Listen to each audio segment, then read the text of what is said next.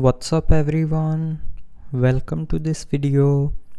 In this video I will show you how to fix if mobile data isn't working on your Redmi 13. So to fix this issue, first of all swipe down to open quick settings panel, and from here turn on and off flight mode 2 to 3 times. And after doing this, the mobile data will start working.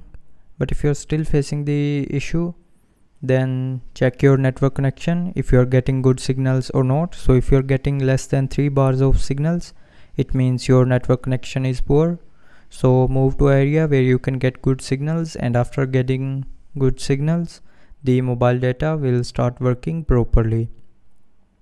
But after fixing the network, if you're still facing the issue, then the last solution is open settings. Tap on more connectivity options and then tap on reset Wi-Fi, mobile network and Bluetooth.